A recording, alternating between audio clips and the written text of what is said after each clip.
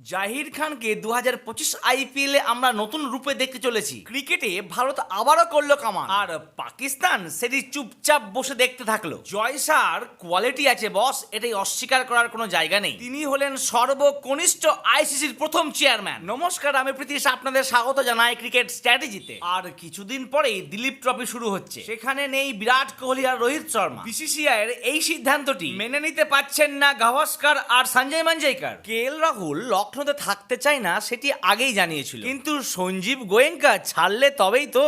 তিনি জানিয়ে দিলেন কেএল রাহুল আমাদেরই পরিবারের সদস্য। সঞ্জীব গোয়েঙ্কার নতুন চাল, তিনি গৌতম গম্ভীর আর মর্নি মর্কালের যৌথ যে ব্যক্তিত্ব সেটি খুঁজে পেয়ে গেল, আর সেটি আর কেউ না, জাহির খান। হ্যাঁ বন্ধুরা, জাহির খান হচ্ছেন লখনৌ সুপার জায়ান্টের মেন্টর, তার সাথে বোলিং কোচও। 2017 সালে শেষবার আইপিএল খেলেছেন জাহির। অবসরের পর মুম্বাই ইন্ডিয়ান্স দলে ছিলেন তিনি। 2023-24 আইপিএল এ কোনো দলেই তিনি দায়িত্বে ছিলেন না, এবার দায়িত্ব নিলেন লখনৌ সুপার জায়ান্টের। আর আপনারা আমাকে প্লিজ দায়িত্ব নিয়ে ভিডিওতে লাইক আর চ্যানেলটা সাবস্ক্রাইব করতে মোটেই ভুলবেন না। সমস্ত ফ্র্যাঞ্চাইজি ইতিমধ্যেই আইপিএল 2025-এর জন্য নিজেদের প্রস্তুতি শুরু করে দিয়েছে। মেগা নিলামের জন্য এখন সবাই অপেক্ষায় রয়েছে। আর এরই মধ্যে শোনা গেল বিসিসিআই এর প্রেসিডেন্ট জয় শাহ তিনি হয়ে গেলেন আইসিসির চেয়ারম্যান। আইসিসির সদস্য সংখ্যা ছিল 16, তার মধ্যে 15 জনের ভোট পেয়ে তিনি হলেন আইসিসির চেয়ারম্যান। কে এই ভাই একজন যে ভোট দিল না? তা কি আর বলতে হবে?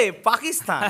এই যেন এক হাস্যকর ব্যাপার। কিন্তু একটা কথা আপনারা প্রত্যেকেই শুনেছিলেন, অমিত শাহের বেটা জয় শাহ ওই জন্যই নাকি বিসিসিআই প্রেসিডেন্ট হয়েছিল। কিন্তু এবার তারা কি যুক্তি দেখাবেন বলুন তো? কোনো কোয়ালিটি নেই কি তার মধ্যে?